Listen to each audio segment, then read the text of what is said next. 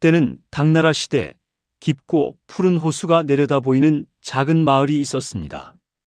이 마을에는 두 사람이 살고 있었는데 이 두 사람은 정말 극과 극이었어요. 한 사람은 가난한 어부장생, 다른 한 사람은 마을에서 가장 부유한 왕대감이었습니다. 재산으로 따지면 왕대감이 압도적이었죠. 그런데 이상하게도 마을 사람들은 가난한 장생을 더 좋아했어요. 대체 왜 그랬을까요? 장생은 매일 새벽 일찍 일어나 작은 배를 타고 호수로 나갔습니다. 그물을 던지고 물고기를 잡고 해가 중천에 뜰 무렵이면 배에 가득 물고기를 싣고 돌아왔죠. 사람들은 그의 배가 들어오는 걸 보면 반가워하며 모여들었습니다. 장생, 오늘은 뭘 잡았어? 어제 준 물고기로 국을 끓였는데 정말 맛있더라. 장생은 잡은 물고기의 절반은 시장에 내다 팔았습니다. 그래야 쌀이랑 반찬거리를 살 수 있으니까요. 하지만 나머지 절반은 늘 마을 사람들에게 나눠줬어요. 돈이 없는 사람들, 아픈 사람들, 혼자 사는 노인들. 그런 사람들에게 말이죠. 그런데 장생에게는 또 다른 습관이 하나 있었습니다. 그물에 걸린 물고기 중에서 아주 작은 새끼 물고기나 배가 불룩한 임신한 물고기를 발견하면 장생은 조심스럽게 그들을 다시 물속으로 돌려보냈어요. 너희도 살아야지. 내 어미가 기다리고 있을 거야. 크면 다시 만나자. 그때까지 건강하게 자라렴. 사람들은 가끔 장생을 보며 말했습니다. 장생아, 내가 그렇게 물고기를 놓아주면 돈이 얼마나 된다고? 하지만 장생은 늘 웃으며 대답했죠. 괜찮아요. 이 호수가 마르지 않으려면 생명들이 계속 이어져야 하니까요. 내가 욕심부리면 나중에는 아무것도 잡을 게 없을 거예요. 장생의 얼굴은 가난했지만 언제나 평화로웠습니다. 한편 마을 한가운데 우뚝 솟은 기와집에는 왕대감이 살고 있었습니다. 왕대감은 마을에서 가장 부자였어요. 논도 많고 밭도 많고 창고에는 쌀이 넘쳐났죠. 하지만 이상하게도 그의 집 앞을 지나는 사람들은 고개를 숙이고 빨리 지나갔습니다. 왜일까요? 왕대감은 자신의 재산을 늘리는 것에만 관심이 있었어요. 마을 사람이 가뭄으로 힘들어하면 쌀값을 2배로 올렸고 누군가 빚을 갚지 못하면 그의 땅을 빼앗아 버렸습니다. 세상은 힘 있는 자의 것이다. 저 어리석은 장생처럼 착하기만 해서는 평생 가난하게 살지. 왕대감은 가끔 장생을 비웃곤 했습니다. 물고기를 나눠주는 장생을 보며 저런 바보 같으니라고 생각했죠. 어느 날은 한 과부가 왕대감의 문 앞에 무릎을 꿇었습니다.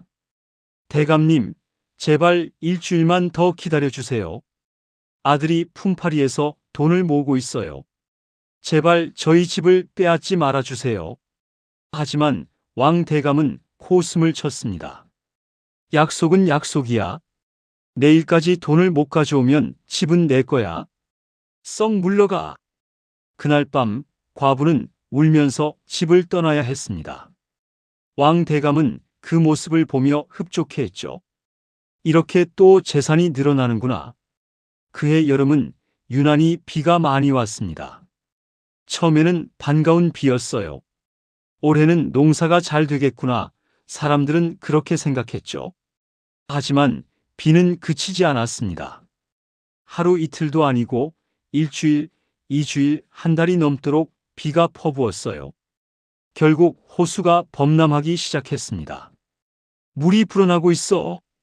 이대로 가다간 마을이 잠긴다. 사람들은 공포에 떨었습니다. 물은 점점 더 빠르게, 더 높게 차올랐어요. 논밭은 이미 물에 잠겼고 집들도 하나둘 물에 잠기기 시작했습니다. 그때였습니다. 여기요. 저를 따라오세요. 장생이 자신의 작은 배를 타고 나타났습니다. 그는 밤낮 없이 마을을 돌며 사람들을 구조했어요. 할머니, 제 손 잡으세요. 아이를 먼저 태워요. 빨리. 괜찮아요. 제가 다시 올게요. 조금만 기다려요. 장생의 배는 작았습니다. 한 번에 서너 명밖에 태울 수 없었죠. 하지만 그는 지치지 않고 계속해서 왕복했습니다. 물에 젖고 팔이 아파도 눈이 감겨도 멈추지 않았어요. 장생, 너도 좀 쉬어. 아니에요. 아직 갇혀있는 사람들이 있어요. 그의 얼굴은 창백했지만 눈빛만큼은 확고했습니다. 한편 왕 대감은 어떻게 하고 있었을까요? 그는 자신의 커다란 기와집 안에서 황급히 짐을 싸고 있었습니다. 하지만 그가 챙기는 건 사람이 아니었어요. 바로 재산이었습니다. 이 금괴는 절대 놓칠 수 없어. 은화 같은 괴짝도 다 실어. 문서들, 증서들도 전부 가져가야 해. 하인들을 시켜 무거운 괴짝들을 수레에 실었습니다. 그런데 너무 많이 실은 탓에 수레가 제대로 움직이지도 않았어요. 빨리 움직여. 물이 차오르고 있다고. 왕 대감은 마을 사람들이 물에 빠져 허우적대는 모습은 쳐다보지도 않았습니다. 오직 자신의 재산만 지키면 된다고 생각했죠. 드디어 짐을 다 싣고 출발했습니다. 왕 대감은 혼자 중얼거렸습니다. 이 재산만 있으면 어디서든 다시 시작할 수 있어. 저 어리석은 것들이나 물에 빠지든 말든. 하지만 그때였습니다. 수레가 호수 옆 좁은 길을 지나가는데 갑자기 거센 물결이 밀려왔습니다. 너무 무거운 짐을 싣고 있던 수레가 휘청거렸어요. 안 돼. 괴짝이. 금화 같은 괴짝 하나가 물속으로 떨어졌습니다. 왕 대감은 본능적으로 그 괴짝을 잡으려고 몸을 내밀었어요. 내 돈. 그 순간 더 큰 물살이 왕 대감을 덮쳤습니다. 살려줘. 왕 대감이 물속에서 허우적거렸습니다. 하지만 아무도 그를 돕지 않았어요. 지나가던 사람들은 그를 보고도 그냥 지나쳤습니다. 왜였을까요? 그동안 왕 대감이 사람들에게 얼마나 많은 상처를 줬는지 사람들은 다 기억하고 있었던 겁니다. 결국 왕 대감은 자신이 그토록 아끼던 금화 괴짝과 함께 깊은 물속으로 사라졌습니다. 며칠 후 긴 비가 그치고 물이 빠지기 시작했습니다. 마을은 엉망이었어요. 집들은 무너졌고 논밭은 진흙투성이가 됐죠. 하지만 사람들은 살아있었습니다. 장생 덕분에 많은 이들이 목숨을 건질 수 있었던 거예요. 마을 사람들은 장생을 찾아왔습니다. 장생, 우리가 살 수 있었던 건 전부 내 덕분이야. 내가 아니었으면 우리 가족은 다 죽었을 거야. 고맙다. 정말 고마워. 장생은 쑥스러워하며 손을 저었습니다. 아니에요. 당연한 일을 했을 뿐이에요. 하지만 마을 사람들은 그냥 넘어갈 수 없었습니다. 그들은 힘을 모았어요. 남은 제목을 가져오고 기와를 구하고 함께 땀을 흘렸습니다.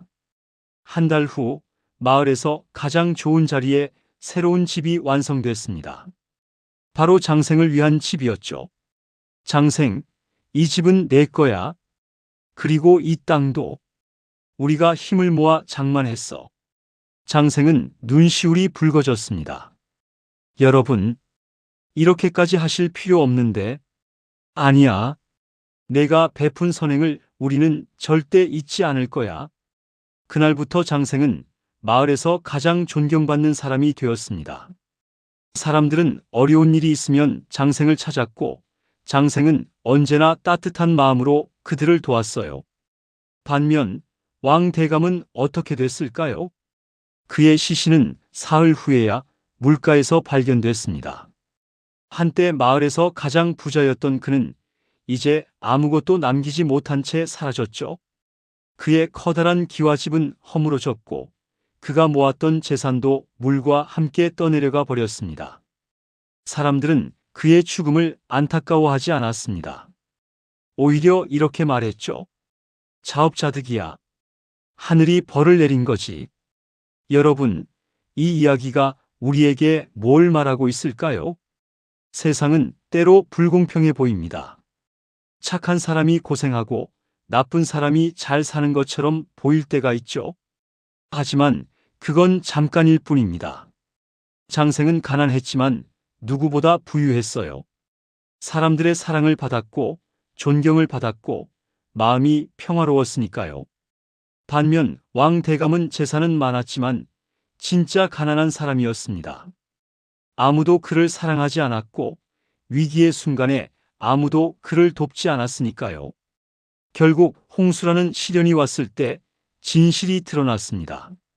진짜 부자는 돈이 많은 사람이 아니라 사람들에게 선한 영향을 끼친 사람이었던 거죠. 진짜 가난한 사람은 돈이 없는 사람이 아니라 마음이 없는 사람이었던 겁니다. 이것이 바로 권선징악입니다. 선을 권하고 악을 징계한다는 뜻이죠. 당장 눈에 보이지 않아도 하늘은 지켜보고 있습니다. 우리가 어떻게 살고 있는지, 다른 사람을 어떻게 대하는지 말이에요. 구독과 좋아요는 더 많은 지혜로운 이야기를 전하는 데 큰 힘이 됩니다. 다음 영상에서는 또 어떤 감동적인 예시 이야기로 찾아올까요? 여러분, 오늘도 선한 하루 보내세요.